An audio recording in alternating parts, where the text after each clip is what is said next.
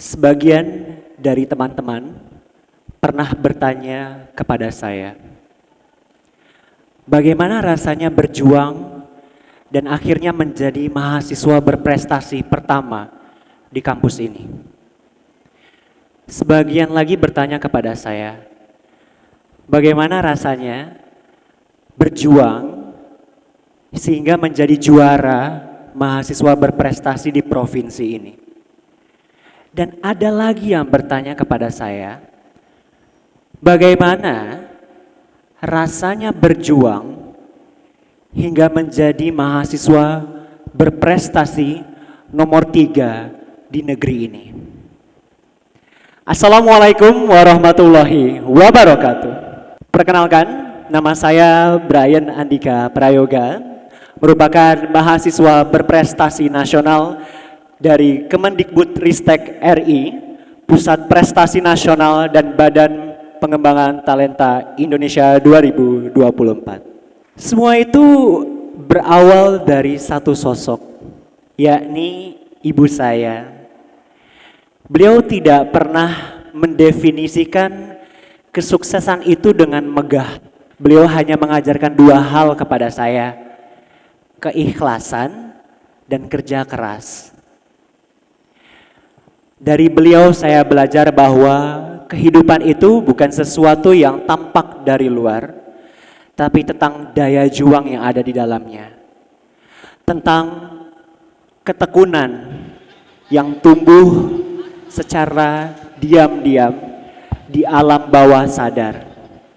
Sehingga menjadi kekuatan yang dahsyat untuk melanjutkan kehidupan. Saya terkadang bertanya-tanya, mengapa saya diberikan kesempatan ini? Mengapa saya yang berada di titik ini? Sementara di belahan dunia lain, ada juga laki-laki yang mirip dengan saya. Yang mempunyai mimpi yang sama, mempunyai kemampuan yang sama, mencintai keluarganya.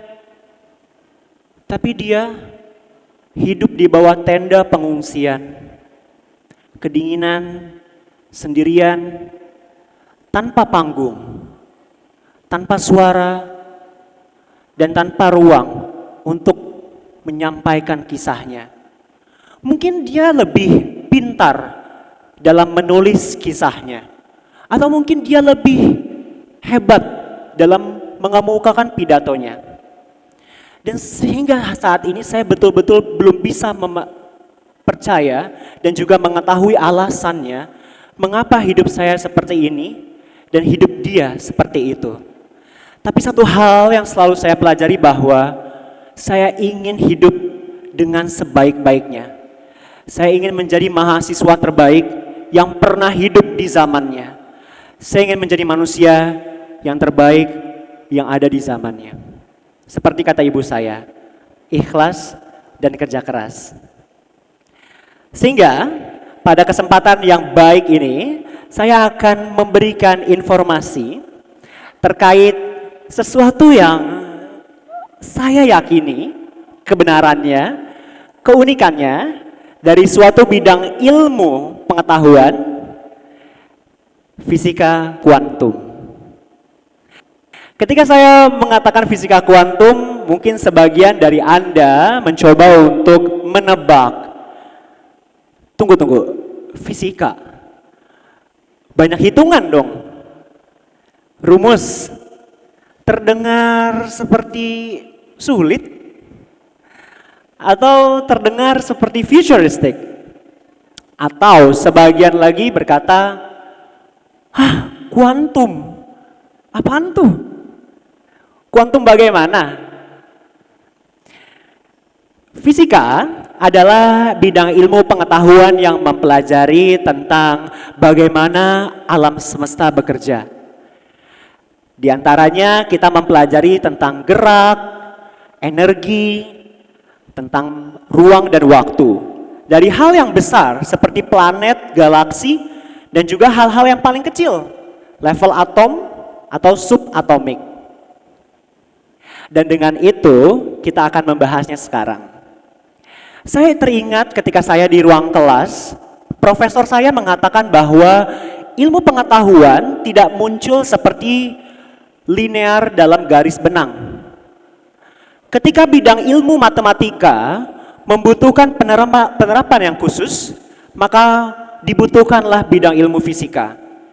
Ketika bidang ilmu fisika membutuhkan penerapan khusus, maka timbullah bidang ilmu kimia. Ketika bidang ilmu kimia membutuhkan penerapan khusus, maka dibutuhkanlah bidang ilmu biologi. Maka dalam sains mereka muncul seperti jaring yang hidup dan saling terkonektif satu sama lainnya. Sementara kuantum berasal dari bahasa Yunani yang bisa dimaknai sebagai sesuatu yang kecil atau jumlah yang paling kecil. Dalam fisika kuantum ada beberapa percabangan, salah satunya adalah mekanika kuantum. Mekanika kuantum adalah suatu bidang ilmu dari bidang fisika kuantum yang mempelajari tentang hukum matematika dan juga proses bagaimana partikel itu berperilaku. Sama seperti Anda semua, kita semua itu punya karakter masing-masing. Punya sifatnya masing-masing, punya tabiatnya masing-masing.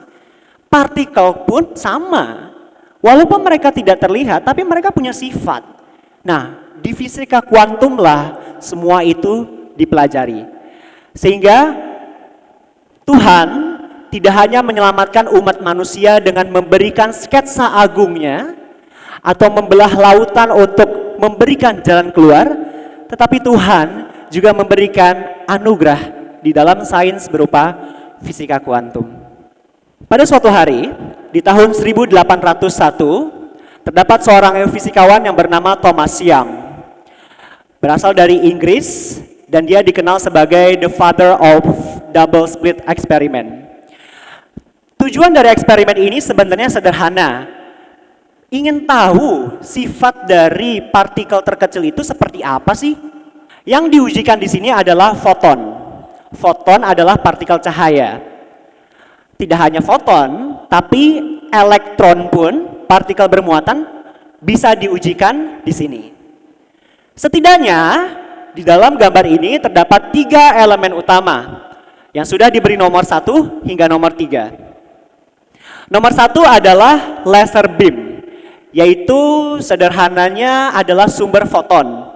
Kemudian yang kedua adalah dinding 1 atau 2 celah paralel, dan yang ketiga adalah dinding kedua. Kemudian harapannya ketika partikel itu ditembakkan dari laser beam akan melalui celah paralel, dan harapannya atau hipotesisnya partikel tersebut akan membentuk 2 pita garis terang, hanya 2 karena celahnya 2. Tapi apa yang terjadi? Realitasnya menentang hipotesis. Ketika laser beam menembakkan energi foton dan melewati 2 celah, lihat dinding 2. Tidak terjadi 2 titik terang, melainkan beberapa atau pola pergantian pita terang dan gelap. Dan di sini ada intensitas terang, cukup terang, agak terang, hingga gelap. Sehingga Thomas Young di situ bertanya-tanya, kenapa seharusnya partikel saya tembakkan seolah-olah harusnya terjerap dalam dinding kedua, tapi ini malah menciptakan pita yang banyak, pita yang bergantian terang dan gelap. Kemudian Thomas Young terus melakukan eksperimen, ya. Dan di sini dia menyimpulkan bahwa ternyata karakter dari partikel, yaitu foton, berupa gelombang, melewati kedua celah secara bersamaan dan saling mengganggu atau disebut interfering untuk menciptakan pola pada dinding kedua. Lihat, di sini ada 2 pola. Pola pertama diwakili oleh panah yang berwarna merah. Mereka seolah-olah seperti tidak teratur, seperti tidak terarah, dan tidak saling mendukung. Lihat di final, di gambar yang paling atas, ya. Antar bagian atas gelombang tidak bertemu, sehingga intensitasnya lemah. Sementara untuk panah yang berwarna kuning, itu seolah-olah menciptakan pola gelombang yang konsisten, terarah, dan saling mendukung sehingga intensitasnya lebih terang. Nah, dalam fisika kuantum, di sini mengajarkan bahwa manusia harus memiliki pikiran yang fokus. Fokus yang terarah, fokus yang berkualitas, dan fokus yang saling mendukung. Kalian tidak perlu melakukan hal-hal yang rumit ketika kalian ingin melakukan transformasi atau perubahan. Cukup kerahkan fokus kalian dengan sebaik mungkin sehingga impian dan cita-cita kalian dapat tercapai.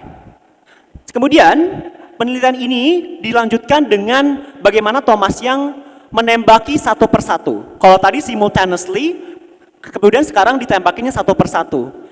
Harusnya ketika foton yang satu tadi mau melewati celah, kemungkinannya ada dua. Entah melalui celah satu atau celah dua. Dan ajaibnya dalam mekanika kuantum, seolah-olah fotonnya itu membelah diri. Dan dia melewati kedua celah. Semakin bingung Thomas Young dalam penelitian ini. Akhirnya Thomas Young bilang, oke, sekarang kita pasang aja alat deh, ya, monitor yang bernama Wedge Path Detector supaya ini kelihatan terarah, supaya kita bisa memantau fotonya itu bergeraknya seperti apa. Dan tahukah Anda bahwasannya ketika dipasang Wedge Path Detector, fotonnya itu berubah seolah-olah dia menjadi satu kembali. Tidak dua seperti yang di atas karena belum diamati. Ketika diamati, fotonnya itu berubah menjadi satu dan akhirnya terciptalah dua garis terang. Jadi seolah-olah foton itu tahu kalau dia lagi di monitori, sedang diawasi. Kemudian di sini banyak pendapat dari beberapa pihak ya. Ada Richard Feynman, ada Niels Bohr gitu. Intinya adalah misteri mekanika kuantum ini belum terpecahkan ya. Jadi sehingga pada kesimpulan bahwa foton itu bisa ditentukan ya ketika memang sudah diamati. Ketika belum diamati, sebelum diamati, foton tidak bisa ditentukan sifatnya. Entah dia sebagai gelombang, apa dia sebagai partikel. Tetapi menariknya, Albert Einstein tidak menyukai ketidakpastian. Ada suatu pernyataan terkenal dari Albert Einstein, Tuhan tidak bermain dadu dengan alam semesta. Maksudnya, Tuhan itu tidak pernah bermain-main dalam menciptakan suatu karya.